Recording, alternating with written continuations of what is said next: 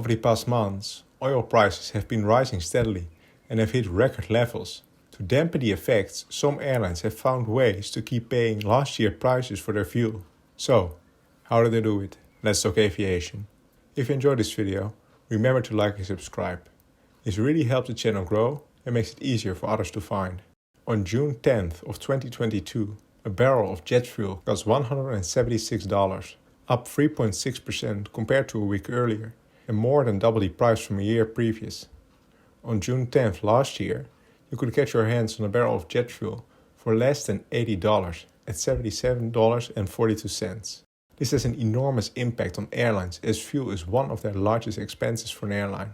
On average, in 2021, fuel expenses accounted for 19% of the total operating expenses for an airline. Having to pay twice for the fuel when compared to the previous year has a devastating effect on the bottom line of each and every airline, especially given the razor-thin margins in the aviation industry. However, most airlines aren't paying these market prices, or at least not yet. There are several ways, or so-called hedging strategies, how airlines lock in their fuel prices in advance. Let's have a look at two of the most frequently used ones. The most simple way airlines protect themselves is a simple contract with delayed delivery. In essence, airlines will buy fuel today and they negotiate that the fuel will only be delivered at a later point in time. So for example, if an airline would have used this strategy, they would have bought fuel last year for around $80 a barrel, possibly with a small premium, and have it delivered today. That would have been a great deal given the large increase in fuel prices and account to almost $100 savings. However, there's also a risk with this strategy. Right after the pandemic hit, most airlines were forced to take delivery of the fuel they didn't need, and for a price way higher than market value. For example, IAG, the parent of British Airways among many other airlines, paid over $2 billion more than necessary. The Lufthansa Group almost $1.4 billion, and Air France-KLM paid about $800 million more than necessary. To have more flexibility, another way for airlines to make their fuel bill more predictable is the use of call options. The biggest difference to the previous is that airlines are now allowed to buy fuel at a predetermined price and aren't forced to do so.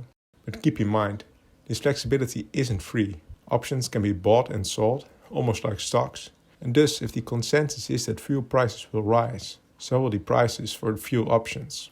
Let's have a look at an example. Take that a call option to buy jet fuel this week for $80 cost $10 last year. So if an airline would have bought such an option, they would get a barrel of jet fuel for $90 today, of which $80 for the fuel and $10 for the option. This is still way cheaper than the $175 for a barrel of fuel in the market right now. But what if the fuel prices plummeted to $20 a barrel? With the fixed contracts in the first method, the airline would still have to pay $80. But with the call option, they can just decline it and buy the fuel for market price.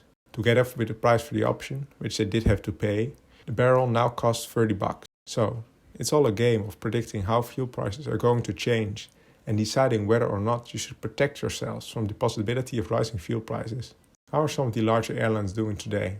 Of the big 4 airlines in the United States, only one has hedged its fuel prices for 2022. Southwest Airlines reported that approximately 64% of its fuel consumption for the rest of the year is hedged, and thus they already know what they're going to pay for that fuel. The other 3 big airlines have none of their fuel consumption hedged. American did do it before, but after a big loss in 2014, when fuel prices fell, they decided to just pay market price all the time. In Europe, things are a bit different. Here all large players have hedged a large portion of their expected fuel consumption. First, the local side. Ryanair, the largest one, has more than 80% of its yearly fuel consumption hedged. EasyJet, the second largest, has 60% until the end of the third quarter. And the 3 large airline groups, Lufthansa, IAG and Air France-KLM, have between 50 and 65% of their expected fuel for the rest of the year hedged. So for now, most airlines have the luxury of being at least partially protected against rising fuel costs. However, as the crisis in Ukraine and geopolitical tensions keep going on longer, airlines will be exposed more and more. Many have already introduced surcharges to cover the costs, and it looks like tickets will only get more expensive. Did you know about these hedging strategies and how airlines use them to have more predictable expenses? If you were an airline executive, would you use hedging or would you just accept the volatility of the fuel market and pay market price all the time? Let me know in the comments below. Thank you for watching and please consider subscribing to Let's Talk Aviation.